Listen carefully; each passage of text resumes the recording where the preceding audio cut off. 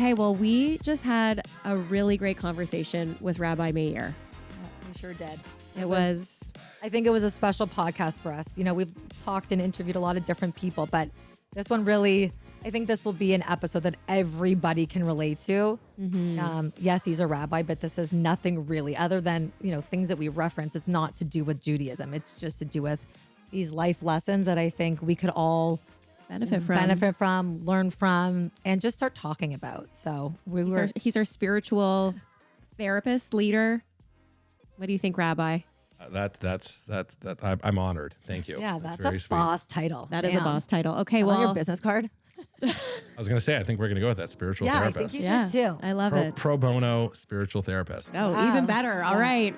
A lot of ears just perked up there. Okay, guys, we'll take a listen and we hope you guys like it. 3, 2, 1, yeah! Okay. We are sitting down with Rabbi Meir. So nice to have you here. Well, nice to be here. Welcome, Rabbi. Yeah. You're the rabbi at the Yorkville Jewish Centre. You're also a father. You've got three boys? 3 boys. Okay, great. Same. I have 3 girls. Oh, we should, shidduch. I was going to say, Okay. let's save some future challenges. All right. Okay. We'll chat after. So we really wanted to, well, maybe we should actually just take a step back about kind of like the inspiration for why we have you on the podcast. One of our podcasts that we're really inspired by are the Foster Sisters, which I think a lot of people know. A lot of our listeners also listen to them. And one of the most powerful episodes that they had was with Rabbi Leader. And I know we sent that to you. And he's just incredibly powerful and insightful. And there were so many takeaways for us, really inspirational. And we were kind of looking for our, I guess, Rabbi Leader, you could say. And No I had pressure. no pressure. Our Toronto version. Our Toronto version, no pressure. And I was out for dinner with a mutual friend of ours, Ali Budd, the other week. And we were just talking about guests for the podcast. And she was like, you know who you have to have? She said, Rabbi Meir basically changed my life. He's incredibly inspirational. I know when her father passed, you were really there for her, and her father was not Jewish. And we'll talk about that because that's not a thing in your kind of congregation. It's not about religion. It's really about community. And I think that's what we're going to talk about today is you don't have to be Jewish to listen to this. You are a spiritual leader, a guide, almost like we were saying earlier, like a spiritual therapist, and you've helped so many people in different ways, regardless of their religion. And I think we just kind of want to learn and talk about how people can add value and meaning to their life, right? That's sort of where the conversation is. That's exactly it. Thank you so much for having me. And I will. John was actually, it's pretty amazing. John McDonnell, Ali's dad, was someone who I shared my visions and dreams with, talk about transcending religion. I would go up to the cottage and sit with John and tell him I'm going to start a community in Yorkville for young Jews. And he understood all the ideas and helping me with how to market it and so on. It's pretty interesting that he was, I think, the very first adopter and believer in the vision of what I wanted to create in Yorkville. But a very special man and someone who I miss dearly. But it's beautiful that this is what he's able to yield, is us sitting together and hopefully being able to inspire others as well. Yeah, absolutely. That's a connection. Yeah. Right there. This comes back to Ali. Yeah. So I think I'll provide a little background, I guess. I'm born and raised in Vancouver. My dad, of blessed memory, was a rabbi in Vancouver.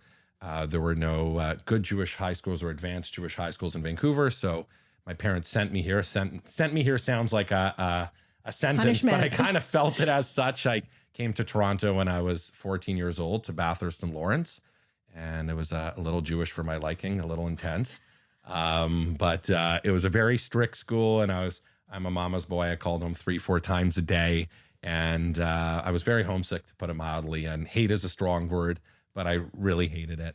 And at the end of the first year, I called my dad, of blessed memory, and I said, I'm getting the heck out of here. There was a good school in Miami I wanted to go to, or New Haven, Connecticut, but Toronto was not going to be it.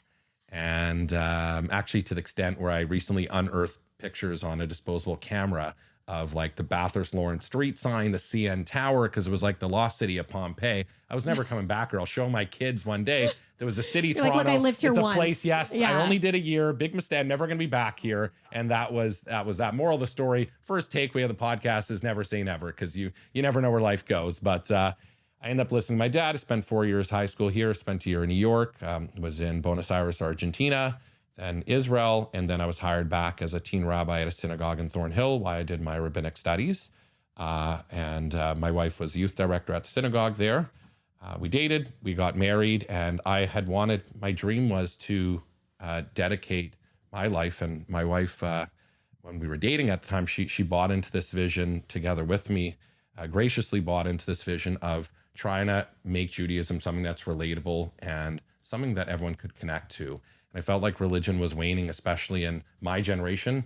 Not to give away my age here, but as a millennial rabbi, you can have the best message, but if you're not relaying it or transmitting it properly, then it's not going to work. So to me, Judaism has to be a value add, not a detriment to life. And to so many, religion was something of what you can't do. I can't do this. I can't do this on that day. I can't eat this on that day. I can't do this now. It shouldn't be about that. It should be what you could do and what can inspire you and what can make your life more meaningful. And you talk about a spiritual therapist. I always say it's not my ideas, but rather it's taking 3,300 years of compounded wisdom and making it relatable to 2022, making it relatable to this modern world. So not to bore you, we were originally going to open up in Liberty Village. I wanted to work with other millennials, young professionals, to engage them in their Judaism. We were given a great opportunity. I was hired at an organization called Jump, which we then changed into the Yorkville Jewish Centre. And it's been 4.5 years, and it's been an awesome run. It's just a great community in Yorkville, and we're blessed to have met hundreds of amazing people, and it's rocking down there, and we're just getting started. And my favorite thing of what I get to do is meeting new people, and I love people. I have some friends as rabbis that hate people, which makes their jobs a little difficult. Tough position or profession to choose if you don't like being around other people. But I love meeting people. I love hearing their stories. And if there's any way to try to enhance someone's life or help them through a challenging time or a difficult time, it's the greatest pleasure and honor of being there through the good, through the bad. Kind of prefer the good times, but I'm there and try to be there for all times. So that's where we're at. That's so amazing to hear. And I think even when we first spoke on the call before we met today, we had such a great conversation, and it really did feel just like that instant connection where everything felt easy and it didn't feel difficult. And I don't know, it's like when I have an idea of what a rabbi is, it's definitely not necessarily you, because you are a bit more modern, I think, than I think my view of what a rabbi is. The stylish guy over here. I appreciate that. And, you mentioned stylish, and I used to get at first, it would be like a little, oh my, like, people would say, oh, you're not like the rabbi envisioned. I'm like, oh, what am I doing wrong? Like I'm trying to do everything the typical way. But to me, you can be out of the box while being in the box, adhering to all the rules. We don't compromise in any of the rules or any of the traditions, ensuring that everything's done, 100% according to the book. But that doesn't mean you can't be relatable. That doesn't mean you can't connect with people. And that's an issue that people are having. Yeah. And I don't only want to say in Judaism, I think it's getting to know people from all religions, is that they don't have that connection. There's a disconnect. Someone tells me he's part of the Greek Orthodox Church and the services are led in ancient Greek. Well, if you don't understand the language, it's gonna be very hard to connect. It's gonna be a really meaningful talk. Yeah. You got to be able to, it has to be something that you can connect with and something that you can relate to. So I don't mind kind of changing up that age-old perspective of or stereotype of a rabbi, and creating it as one that you can connect with and one that you can relate to.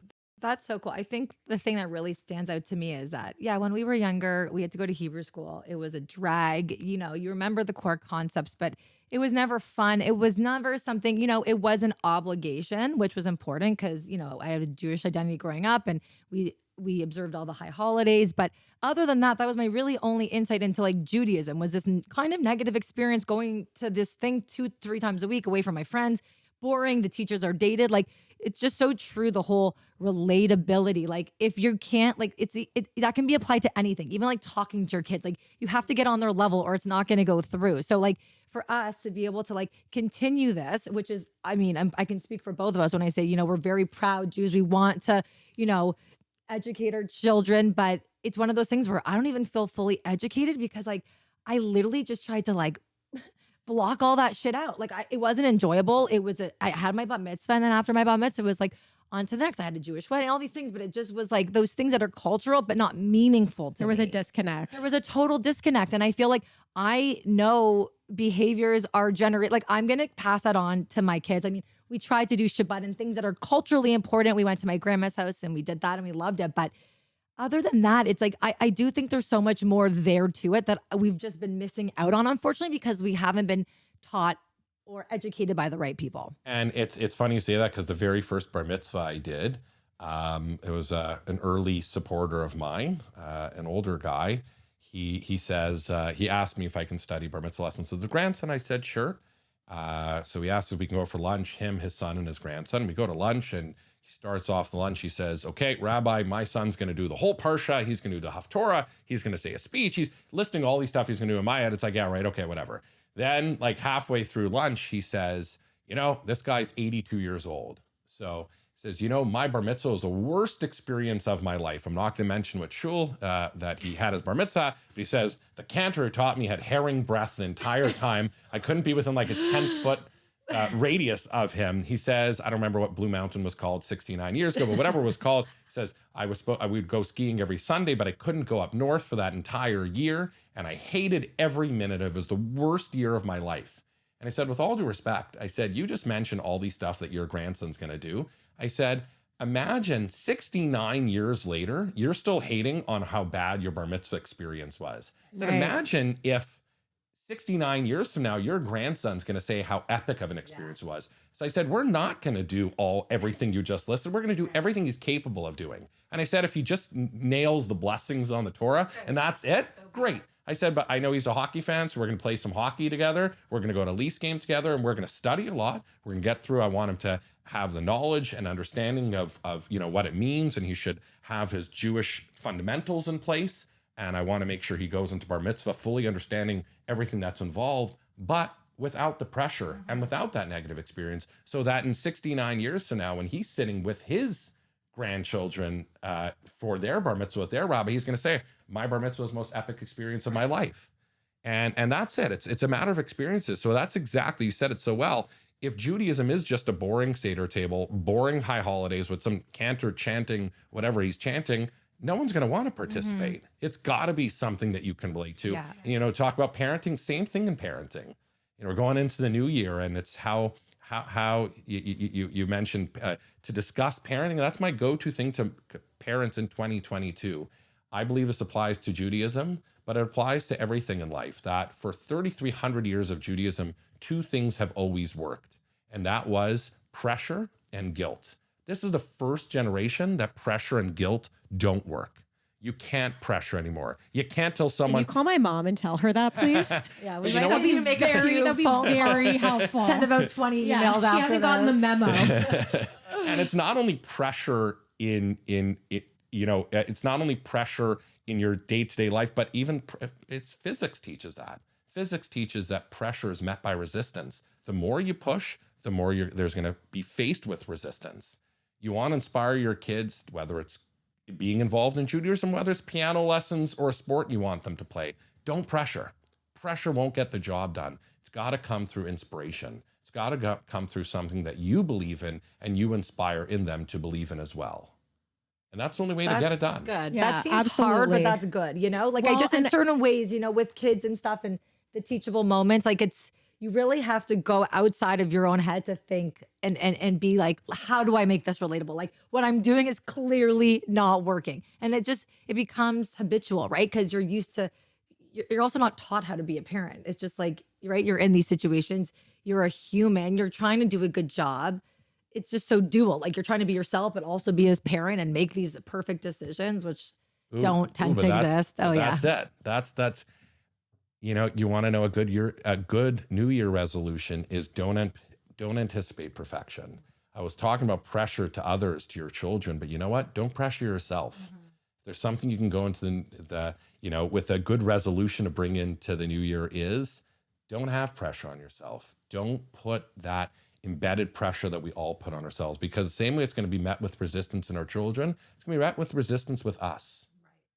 We are not perfect beings, and we shouldn't anticipate being perfect beings. God didn't create us to be perfect. So let's not set the bar to perfection, but let's set it, the way I put it best in my head is it's not about perfection, it's about progression.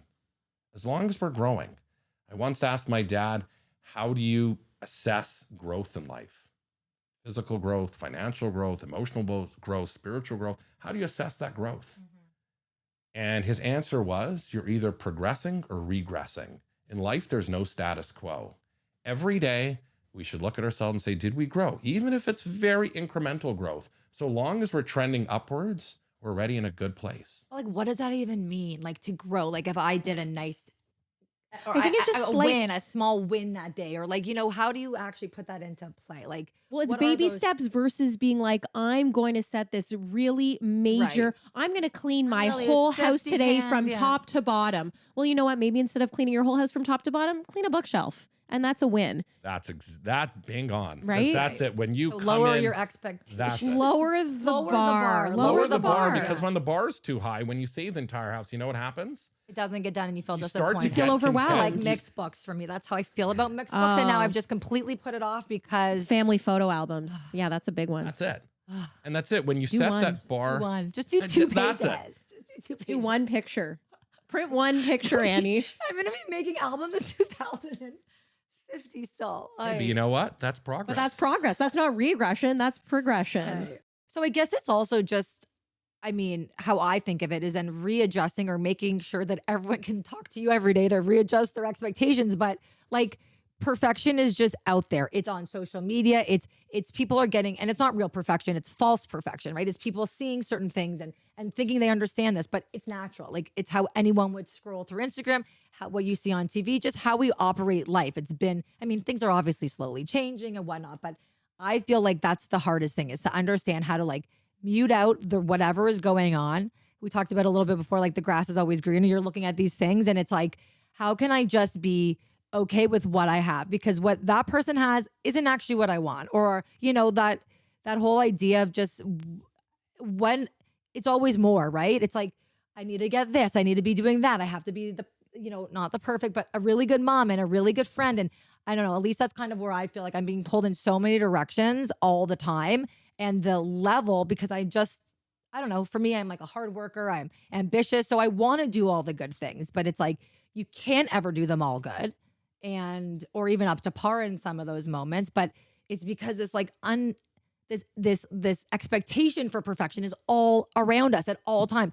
So even if you get off social, you do this, it hits you somewhere else, And that's why I think what we need to do, first of all, I dreamt of creating maybe in another lifetime. Not going to put too much pressure on myself. I really hope but- you don't say my business. But I want, is it Reelagram? Well, I don't know. I have a thousand Another businesses. business idea. Yeah, I have a really good one right I now. had an idea of Reelagram, and the idea of Reelagram was, the picture before that perfect couple's picture on top of the mountain. The argument that may have happened, maybe I should just speak for myself, but when my wife wanted me to do the 15th take of the picture, or the burnt dinner that came before that perfect dinner, or the messy house. Yeah, it sounds like Life- also a good way to shut down Instagram. But life is not That's a always, and long one. that's been my challenge with the concept of a filter, is that the mere concept of a filter is the whole essence of it is saying we're going to perfect something that isn't, and it's okay to be imperfect. Right. Having your wedding pictures or your bar or bat mitzvah pictures glamified or filtered makes sense, but day-to-day life shouldn't have to be filtered. Right. And we're all guilty of it, but I think that's an issue. What we discussed a little bit beforehand, that concept of social media adds to that pressure. It also adds to that envy. And it's like, how do you cure that envy? And it's the idea, the last of the 10 commandments in the Torah is, do not covet that of your neighbors, his field, his ox, his wife, and all that's his. And the rabbis ask an interesting question. Why does it say, do not covet that of your neighbors, and then list some stuff that you may covet, and then say, and all that's his? Either list the stuff you may covet and not mention all that's his, or say, do not covet that of your neighbor and all that's his, and it would include the various different stuff you may covet. Why list some stuff and then say, and all that's his? One or the other should have sufficed. And there's a beautiful answer given, and it is that the cure to envy is in the commandment. Oftentimes when we covet, when we're envious, when we're jealous of another person, it's one thing of theirs. We see, oh my God, that's the dream car I always wanted. That's the house I dreamt of living in. That's the dream hunk of a guy or the great looking wife or whatever it may be of theirs that we really, really want. But one thing we don't realize is you can't just have that one thing. You can't have that one, the ox, the modern day ox or the field or the, or the wife. You can't have just one. You have to take an all that's his and all that's theirs. And if you're going to take the full package of what they have, you know what's going to happen more often than not? You'll be pretty content with your own. Yeah, sometimes we look at our lives and we say, hey, man, my life's not very good, but that person seems to be living the best life. Let me tell you, fun fact, spoiler alert, as a rabbi, I can tell you more often than not, their life's not really one you want.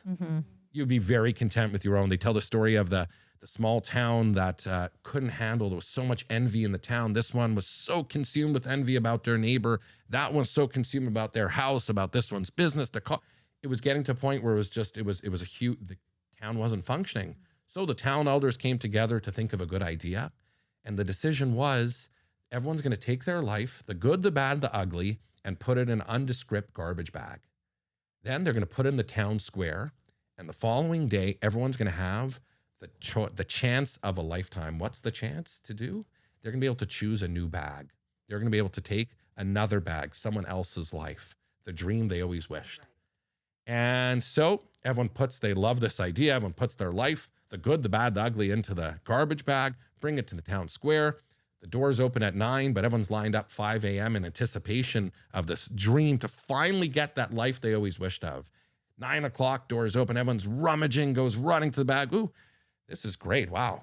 This car, I would love this car, but I wouldn't touch the husband with a 10-foot pole. I would stay far away from that one.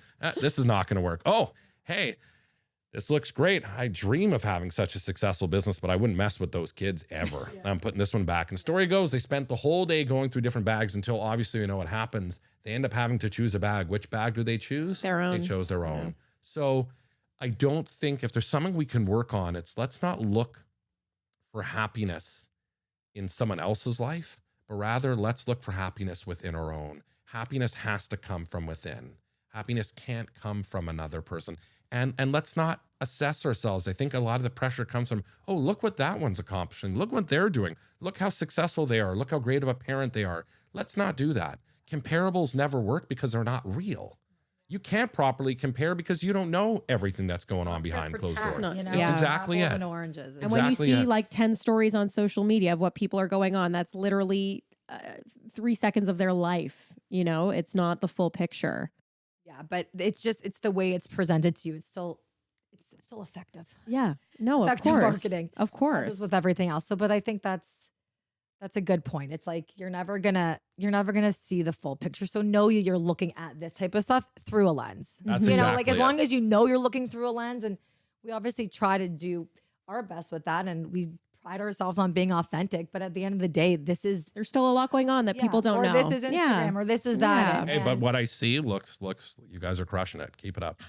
Well, and I think one of the things that I have heard as well, which I really like, is when you do see people who have achieved great success, like your friends who've achieved great success or had that other child or done something amazing, don't look at it with envy. Look at it like that could be me. Look, like that person close to me has achieved this, got this car, went on this great vacation. I could do that too. So look at it more as inspiration versus, oh, I can't have that or they have that and I don't. So it's kind of like flipping the narrative. Lauren, that's exactly it. A couple of weeks ago in the Torah portions, there's Cain and Abel, the story of Cain and Hevel, or Cain and Abel, of Adam and Eve have 2 sons, Cain and Abel, and they're both, they literally, their world was literally their oyster, there for the taking. And anyways, it says that Abel and Cain gave these sacrifices to God, and Abel gave from the best of his stuff, and Cain not so much. And it says that Abel's was accepted by God, his sacrifice, and Cain's was not. And instead of, as you mentioned, instead of learning from what Abel did, Cain was envious, and it says he killed his brother. And the question that the rabbis say, the main takeaway, the lesson to be learned from this is, instead of being consumed with envy, what he could have said is, hey, wait, why What did is you my do? brother, Yeah. what did he Right. do right? Use it as a learning curve. Don't just be envious by killing his brother. He never got to learn that lesson. It could have been a learning lesson rather than just a case of Just I'm so standard angry. envy. Exactly. And becoming completely consumed by that envy. I think another idea of you asked, how do you get, we have such daunting tasks, and we all try to load up our to-do lists with so much to accomplish and so much to get done. How could we possibly get through it? And as I mentioned, when I came here, I really didn't like it here. I was extremely homesick. My head was entirely at home. I would call home pretty much at every break. And it was hard to focus on class because my head was with my family and my friends back home in Vancouver. And when I finally I remember it was winter break, I finally came home. And I enjoyed the first couple of days of being home. But then anxiety kicked in that I have to go back to Toronto. And thinking about that gave me a ton of anxiety. My mom wanted to make me my favorite dinners and give me the best possible time at home, but I couldn't even enjoy it because my head was already back in Toronto. I come back to Toronto at the end of the vacation. My head's back in Vancouver. I come home for Passover vacation. What happens? I enjoy the first couple of days, but then my head's back in Toronto. And keeps happening. At the end of the summer of the first year, I come to my dad, and before I'm about to go back for my second year here in Toronto, and I told my dad, I said, this is a living hell. I said, when I'm in Toronto, my head's in Vancouver. I can't concentrate. But I'm finally at home when I should be fully enjoying myself. I can't enjoy being home because my head's right back in Toronto. You know, it's going to end. Yeah. How is this going to work? It's never going to end. Mm-hmm. And his response was with a question. He said, what's the ultimate person? I don't know, extremely charitable person, a giving person, a kind person. I threw out a bunch of different answers and he negated them all until he said, the ultimate person is someone where he is, he's completely there. I remember thinking to myself, I was 15 years old. My God, it's not such a tall order. That makes you the quintessential perfect person. It's not such a hard task to achieve. But as life's I understood the point. I understood his point is, no, you're in Toronto, be focused. You're at home, be focused, be completely there. But I realized actually through my dad of how to achieve that. The last Friday night before he passed, I come from a family of 10, and we didn't know that this was going to be our last weekend with him. We all happened to have been home in Vancouver, which was never the case and very special. And at the Shabbat, at the dinner table, the conversation was, who's dad's favorite? And one sibling says, Common. oh, I'm dad's favorite. Another one says, really, I am. And I said, hey, I don't want to, Dad, I'm sorry to, ruin the secret here, but really I am. I remember going to sleep that night feeling really good. I was laying in bed thinking to myself, it's pretty cool. There's 10 kids, and yet each one felt as though we were his favorite. And how did he achieve this? After he passed, students of his would say when he taught a class, you felt like you were the only ones that mattered. When he did a lot of counseling, when people came for marriage counseling or personal, whatever it may be, people said you were the only one that mattered to him. He wasn't doing anything else but focus on counseling you. My mom said he was the ultimate husband because he did the same. He was always, when he was with her, it was fully focused on her, not whatever meeting he had or whatever stress or fundraising goal he had, whatever it was that was on his head, didn't matter. He was focused on her. I was a 15-year-old living away, and I would call him with what I felt were, life's crises of should I come home a day early or not, or whatever it may be. Yeah. I thought my world was ending. And it wasn't like, oh, sorry, call me back. If he told me to call at 12:15 and I would call him at 12:15, nothing else mattered. And I realized how that makes you the ultimate person, living in the moment, being present. I'm so guilty of this. I come home, I'm finally with my kids. My days are quite long and I'm still on my phone. I'm worrying about what I have to do later. I'm worrying about the meeting I have after they go to bed. But I only have that period with them before they go to bed. Let's utilize that moment. And we're finally at the meeting, but I'm thinking about what's coming after the meeting. You want to be a successful and fulfilled person, live in the moment. Someone put it sounds a little depressing, but if you're always living in the next moment, at some point, that next moment won't come. You're always living in the. I know it sounds it's a little It's a little dark. morbid. It's a little morbid. It's a little morbid, No, but but it's it's kinda- the idea it's is like- live in the moment, be present. You want to be the ultimate spouse, parent, business partner, friend. if you're completely focused on what you're doing, you're going to be the ultimate at it all. I think that's I think it's an amazing thing to strive for. I even feel like just thinking about everyday life, how hard that is, to your point of, because I feel like time really is the biggest luxury we have. And I think that's why it's so hard to be in the present. It's like when I'm with my kids, something really urgent just came up at work, or I've got to, respond to this email, or I'm at work and, oh my God, well, my kids need picking up because someone's sick for the 100th time. So I feel like, But that's probably something you're doing to yourself. I'm a sure. little bit. Oh, you know, like 100% like it is. That's not the outside world. That's my own. So it's, I guess, pressure how on you have myself. to find ways for yourself to then, I guess, like we all have to do in that moment, not do that other thing that we feel is more important. Where that anxious feeling hits you because you haven't been with your phone that long, and know you're going to be disappointing 20 people. Like, I want to normalize getting back to people, to be honest, because I think we live in a day and age now where if you don't respond within 5 minutes to someone, and like I got really bad recently towards the end because I was feeling very overwhelmed with just so many things and I couldn't even message people back. But it was like, it's not my favorite form of messaging. Like, I way rather pick up the phone and talk to someone. Like, don't ask my age, but I'm old school like that. And I feel like, it's like it, but then it becomes like, okay, let's take the text messaging thing for example. If I don't text someone back, that's their expectation that I should get back to them right away, not my own. So if they're going to be upset with me about that, or someone's going to have a problem, I mean, I know there's prompt things and there's things that we're responsible for, but just communicating in general, like, so it's just interesting because you have to then make uncomfortable choices to rectify these in your life, these things in your life. Cause I think it's most people get swept up into them. How can you not? It's pick up and then it's dinner and then it's that and it's that. If you don't make that conscious effort to be like, well, I'm not going to do, like, it's almost like little rules you have to set with yourself. You don't text me back right away. And I had to go to New York with someone. I know. It was the coolest thing. I was in New York with someone recently. He does not have a cell phone.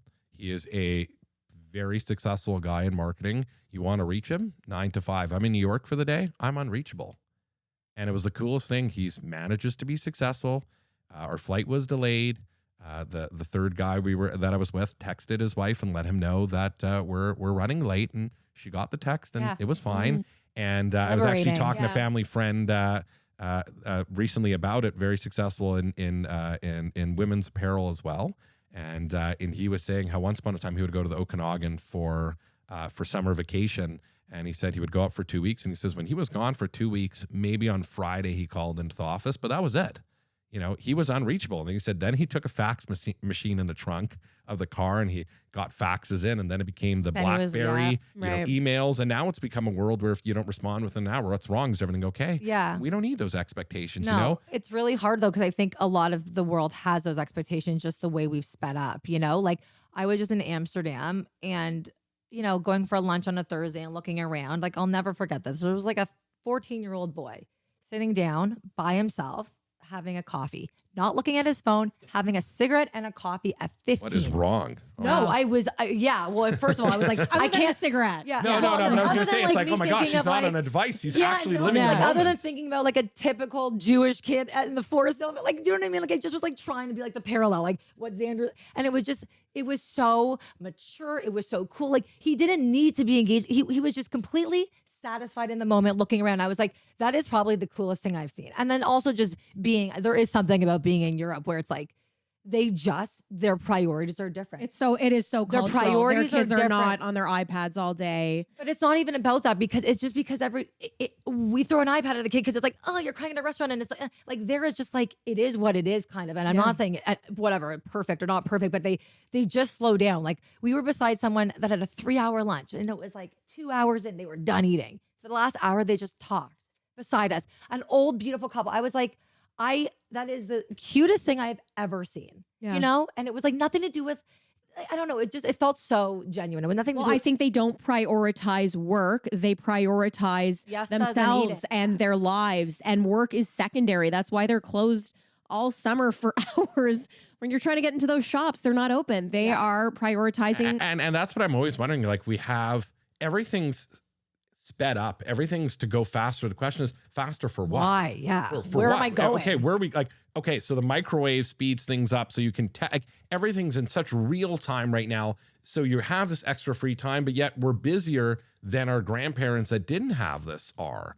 What are we gaining with it? So we're living life in the fast lane, but to get where? Usually you speed to get to your destination sooner, but what's that destination? I feel like I might be getting a little trippy here, but like I don't even know the answer myself. It's like, what is that? No. that Well, I place think that we- I think it's overloading kids with things, and I think That's it. one of the things with COVID, which like I hate to say this, but it was the slowing down. Like, and I do like I miss those dinners. We would all be at the dinner table. Now it's like one kid's at gymnastics, one kid's at swim. My husband and I are trying to coordinate the schedule of 4 kids and all the millions of activities and the birthday parties, and there's so much pressure to do all the things. Well, I guess back to his other point then, your goal of being in COVID isn't realistic because life has gone on and moved on. So that was like a really nice moment.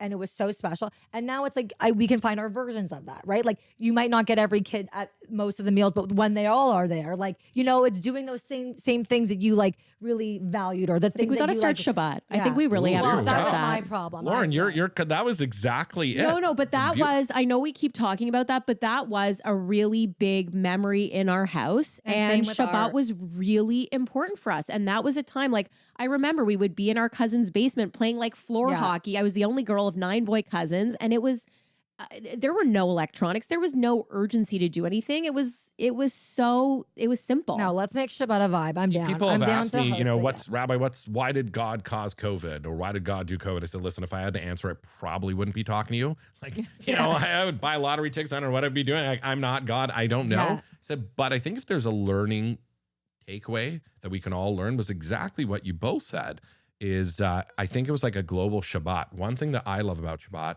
and, you know, I'm not saying anyone has to keep it to the fullest extent and all the rules, but the beauty is a pause on the week.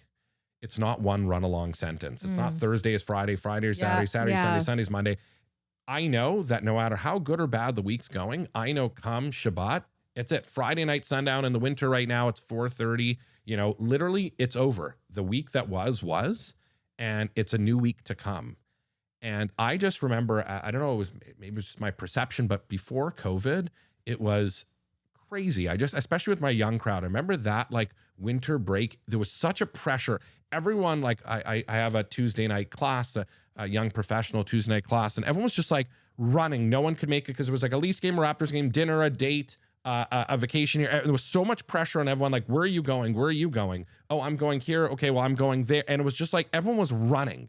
And what was so cool about it's hard to say cool about the pandemic because those words usually, but what I found, like you said, what I kind of miss was like that pause. Hey, suddenly you can have a good time. You know, you can enjoy just going up north versus traveling halfway around the world. You can enjoy just hanging with family. You don't have to, it doesn't always have to be in the fast lane. And I think COVID was like one big Shabbat, was like a pause. Let's hit the brakes a bit. Let's slow down. Let's stop and smell the roses a bit. Let's stop and appreciate the small stuff. And over COVID, I kept telling people, like, if there's one takeaway, please, let's not have amnesia. Let's enjoy going to dinner with friends. Let's not like lament about needing to go to another wedding. Let's appreciate all the stuff that we dreamt of doing over COVID. And my fear is I hope we're not having amnesia. I hope we can really just hit the brakes and enjoy the moment, enjoy the small things in life. And let's slow that fast pace. Europe has that, you know, Italy. And so they get the job done, but you can take a 2-hour lunch and you can take the summer off because life is meant to be lived. Because they're not also, I feel like some people identify themselves as what their career is or who they are professionally, not as like internally or what they're about, you know, like you are a teacher, you are a rabbi, you are, you know, and that is your identity and you live up to that. I think in these other countries where they've learned to slow down or whoever chooses it, it's more than that. That's not their identity. Their identity is they are that, but they're also a mother and a friend. And those take just as much priority as what you just do for your professional career. And I want to just add, you know, it all kind of ties in. We were talking about New Year's resolution. The question is, here as a rabbi, you know, our New Year's is Rosh Hashanah. Why am I mentioning a new year here at January 1st? And there's a beautiful concept that I'd like to share, and it's, why did God create man with a need to sleep? Imagine, we're such complex beings, humans. We're so many intricacies to our bodies to make us tick and to make us be able to have this conversation. So much needs to be working. So if we're already so complex, why couldn't God just up it a bit, like kind of like a turbo version, 24 hours a day? Imagine how much more we can accomplish. Imagine how much work we can get done. Even from a spiritual perspective, imagine how much more goodness we can accomplish, more studying we can do. Why did God necessitate us to sleep? Science says you need 7 hours of sleep a night to function properly. And we know that if you stay up for multiple nights in a row, you will no longer live because you need sleep. So why that need to sleep? And there's a beautiful answer given, and that is that sleep is a gift. What is the gift of sleep? God enables us to be able to start afresh every day. We all know that the sun will set tonight and the sun will rise again tomorrow. It's a fresh new start. If it was all 24 hours a day, 7 days a week with no breaks, we would go crazy because it would be no beginning, no end. Sleep is the ability to start anew. And that's why, here as a rabbi, we're talking about January 1st, because to me, any excuse, any opportunity to have a new start, let's run with it. Let's celebrate it. Let's utilize a new beginning. Right. And, sometimes the follow-up to that is, hey, I can't help but live in the past. But we can't live in the past. I once asked my dad about a difficult period, a 4 or 5 month period of my life that was really negative to me. There was nothing good that came out. Waste of time, waste of money, waste of energy, waste of studying. All of it was negative. I said, how can you spin this? You're always positive. How can you make this how can there be a positive to this? How can you say it was for the good?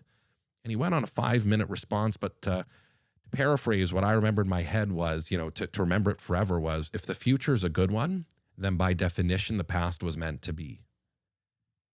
However the past is the past. What was, there's nothing we can do about it. We can learn, we can grow from it. And if we do learn and grow from our past and we end up in a good place, then the past was good because it brought us to that good place. We're all going to have an end at some point. The question is, do we end up in a good place or, God forbid, the opposite? If we learn and grow from the past, then it wasn't a mistake, then it wasn't bad because it brought us to the good place. But if we live in the past, which many of us have a tendency of doing, we dwell in the past and we end up in that negative place, then unfortunately it is negative. I think it's hard for a lot of people to not live in the past and to kind of move on from things that have really impacted them so heavily and look at it from that perspective. I think forgiveness is tied to that for a lot of people. I know for me personally it is. I know when I first chatted with you, I mentioned to you, I have a bit of a strained relationship with my father. And I think it's been really hard to forgive the things that he's done. So that becomes into your current life. It's like something that's unresolved that feels like it does. Even though it's in the past, still feels present. And you try to be a bigger person, but I think it's so hard to forget things that have so negatively impacted you. So what's unique about forgiveness and I say this every year, Yom Kippur, which many don't know, is when God gave us the gift of forgiveness, when God forgave the Jewish people for the sin of the golden calf. And I say it's a gift. How is forgiveness a gift? The answer is forgiveness is not a gift you would think forgiveness is a gift for the person you're forgiving, but it's not. It's a gift for yourself. They tell the story of the professor is holding a glass of water in front of his class, and he asks the class, how heavy is this cup? So one student says 7 ounces, another one says 4 ounces, another one says 5. They throw out all the various different possible measurements and weights of what the cup might be, to which he says no to them all. At a certain point, a student blurts out, he says, we've literally thrown every possible weight. It has to be one of them.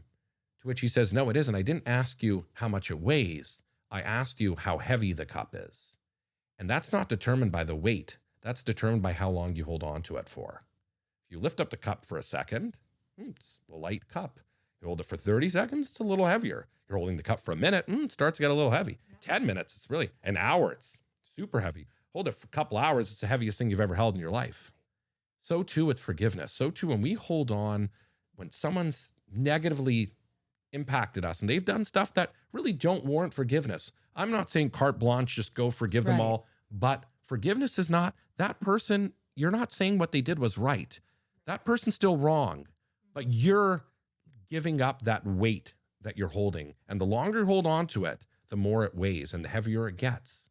Well, I think that's really cool because I think that forgiveness feels like defeat for some people. Yeah, and 100%. I think that's a hard thing because they feel like, I'm sure, and I'm not even just speaking from your experience, but giving into that is like, yes, you're being the bigger person and that feels good, like you're winning, but you're also saying feel like you're losing. well, you're it's not condemning the behavior, but you're saying, I'm not going to be mad at you because that's, so it's something to do with, I guess, pride or something. That's like, it. so That's it. You're saying that, hey, I'm essentially saying what you did was okay, and it's not okay. It's not okay. But I'm also, it's not okay. I'm just not going to be mad about it That's anymore. it. Yeah. And that's it. And that ability only helps your life, only enhances your life, because just envision walking around with a bunch of, dumbbells attached to your feet. It's going to be hard to drudge around with that. The more you give up, the more you let go, the easier your life becomes. Right. So yeah, you might think, as you said, you're accepting defeat, but it's not about defeat. No, that person should know they're not right. I'm just not going to allow you to impact. I'm not going to give you rent-free space in my head. Right. Because then you also think of it on the receiving end. If you are relaying that message that you're, that might land on deaf ears, that might, if that person did those things and, in your situation, it might make a difference, it might not, but you're continuing your life with it, now with a new perspective, I guess, with this perspective that's like, this isn't going to make me, I guess, resentful. Is that what it is? Yeah. A big Well, and that resentful. person might not change, Yeah, right? that's I what think I mean. people are the way So they are. And I might- think you also have to manage your expectations, especially oftentimes with family, about how they are and that they're not going to change to necessarily suit what you need. So to your point, Rabbi, it's like you have to make amends with that, forgive, and move on. Because to hold on to that is doing yourself a disservice. Which actually leads to the concept of empathy. I'm going to be very vulnerable with you guys. I feel really comfortable here. My wife's always like, you got to be more empathetic. I like to problem solve. I don't like just to be like, oh, your life sucks. That's terrible. I'm so sorry. But I realized recently that the empathy that she wanted me to have was not empathy of like, oh, I'm so sorry for you and move on, but rather take a moment to actually understand that other person. And what I've lately been telling people is if you can take a moment to look, true empathy is the ability to look at the person who harmed you and say, I actually feel bad for them. I'm not condoning their behavior. I'm not saying what they did is right, but I actually feel bad that they live the life that they do, that they have the mindset that they do, that they behave the way they do. That sucks to be them. And true empathy is that ability to actually look at life from their perspective, not say that you condone their behavior, because people do stuff that are wrong on all accounts, no matter how, or no matter what angle it's looked at from. But it's the ability to understand and say, whoa, he only acted in such a way. She only acted in such a way because she has a warped way of seeing things. And that actually leads to a very difficult life for them to live. And I wouldn't even want their life. Back to what we were saying, I wouldn't even want their life. So I guess it doesn't take away the accountability. It doesn't take away the accountability, but it's the ability to empathize and forgive because of that. And again, you're not going to tell them, your behavior is correct. I'm still not condoning. I'm still disappointed and I'm still upset and I still have those feelings, but I am going to let go of it because I won't allow it to hold me down. Yeah. Well, and the truth is, I do think a lot of behaviors, especially I see like within my own family, it's generational. Do you know what I mean? And to your point, it's like you can't fault someone for how they were raised, how their parents were, right? So, in my father's situation, how his father was with him, there are patterns there. And that's the true empathy, is the ability to zoom out and say, hey, wait, he was treated as such as a kid. That's probably why he did the same to me. Right. Not saying he shouldn't have corrected his ways the way that you have done. Right. But seeing it differently and saying, hey, you know what? He had a pretty messed up upbringing, and therefore that's probably why he did the same, because he doesn't know any better. Right. And that's true empathy, the ability to actually sit with, not only forgive, but sit with why they may have acted the way they did. That doesn't take away from saying that you should feel defeated. It doesn't take away from saying that they're wrong for their behaviors. It's all different. It's separate ideas. Right. But that is the ability of, letting go is something that we really need to do more of. Well, and to your point at the beginning of our conversation is being aware of it and then breaking that pattern. So seeing what you've seen and then ideally not repeating. Correct. Right? Correct. Exactly. Right. Exactly. And that kind of goes into this the concept of perspective and perceiving how you perceive your life. And this, I just want to kind of tie it back to the beginning where we started of feeling blessed and perspective of reality and relating to taking age-old wisdom and bring it into our modern day life. And one of my favorite ideas from the Torah is the concept of it's towards the end of the Torah. Moses is about to pass on. The Jews are about to enter into the land of Israel. And Moses tells the Jewish people, see, I've put before you a blessing and a curse. And the question the rabbis ask is, why does it say, see, I've put before you a blessing and a curse? It just say, I have put before you a blessing and a curse. Why see? Where does sight come into it? And the answer is that sight is unique out of all the senses. If someone touches you, the whole world can say you weren't touched. Everyone's going to, your response is, I don't care what you say, I felt it. If someone says something to you, the whole world can say, hey, they never said that. You're going to be like, I heard it. It's indisputable. It's undeniable. I heard it. Sight, though, is very different. You and I can see the exact same scene play out. All three of us can walk in a courthouse, literally swear an oath, of truth, that we perceived it in such a way. And we're all going to say three different things. We're going to perceive the situation that we saw in three different ways. And none of us are wrong. None of us are lying, because sight is just your perception of it. Reality isn't real. Reality is merely your perception of reality. When Moses tells the Jewish people, see, I put before you a blessing and a curse, he's saying, I'm about to pass on. I'm out. You're on your own. You got to mature. You're going into the land of Israel. You're going to be on your own. And you're going to be exposed to a lot of different realities. And you're not in control of reality. If COVID taught us one thing, it's we learn reality is out of our control. Whatever you believe in, a God, a higher power, whatever that might be, we all can agree that we don't control reality.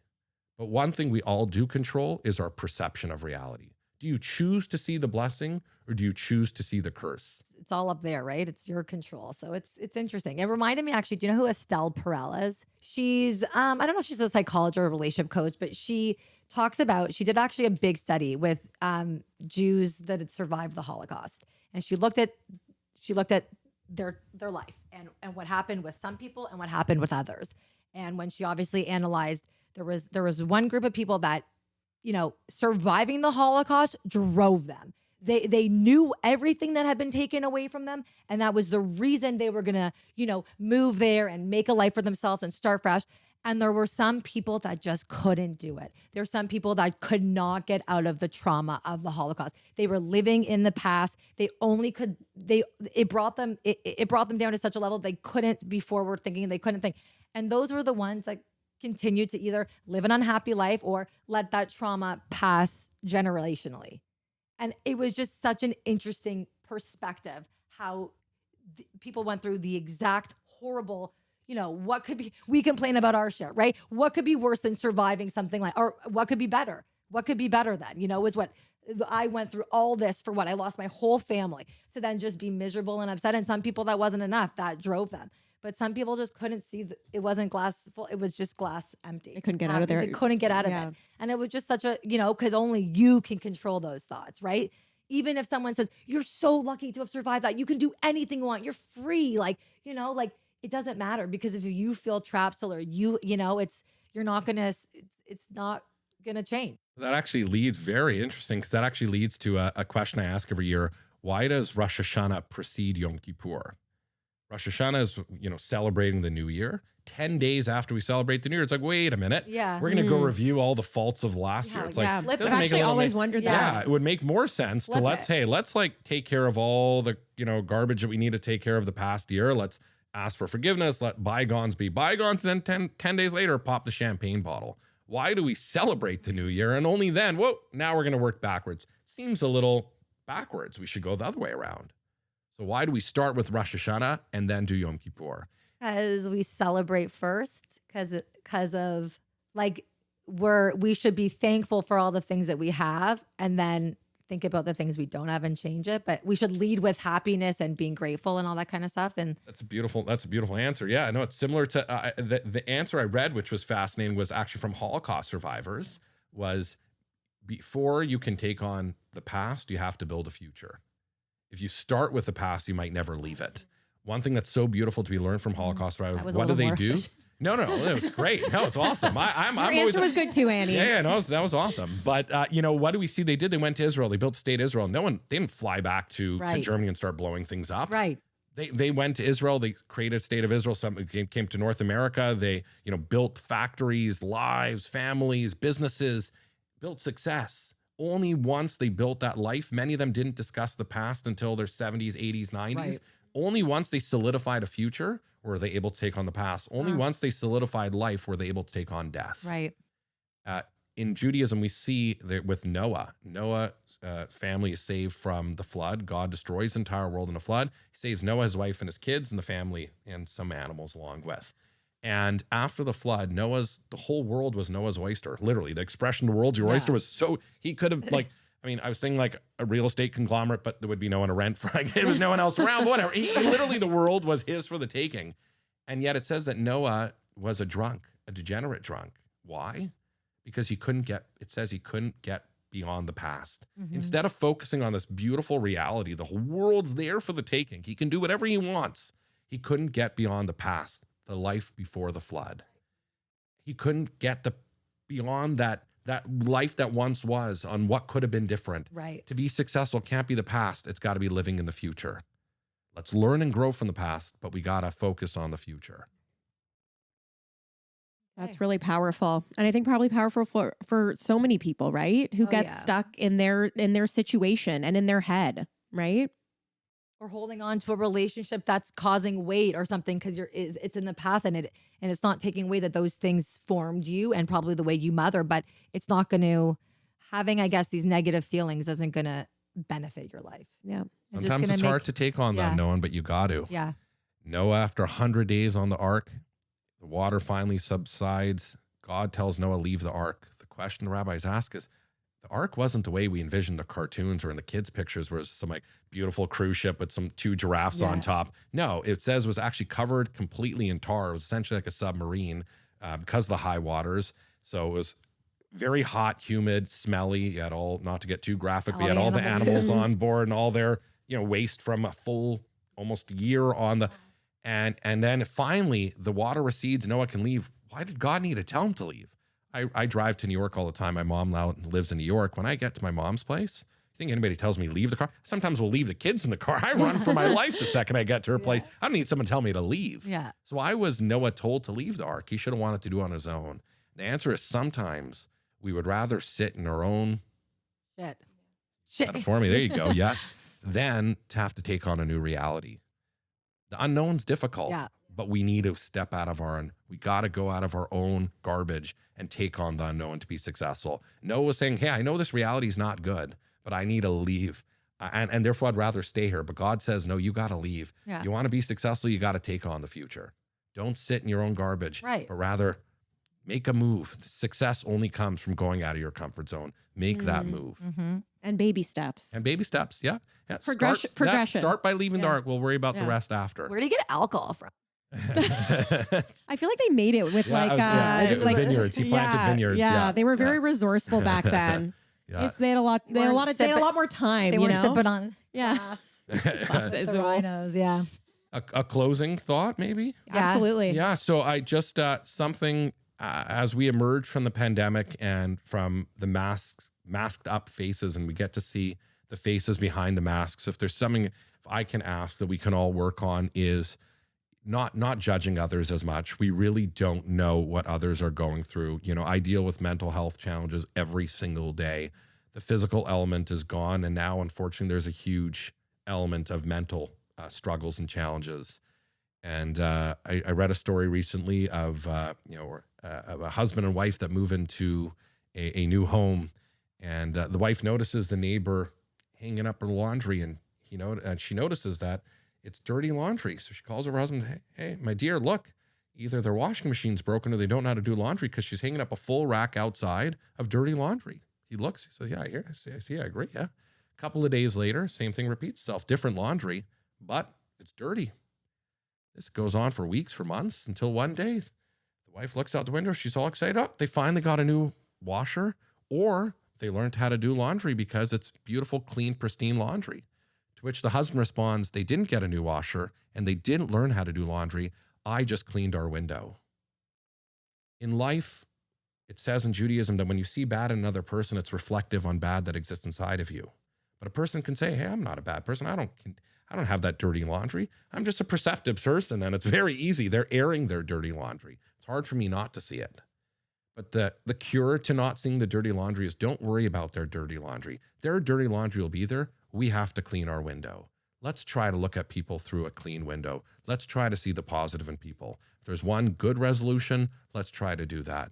See the positive. We don't know what's going on behind closed doors. We don't know what's going on behind the scenes. And let's focus on looking at life through a clean window. The dirty laundry will be there, but that's not our job to see.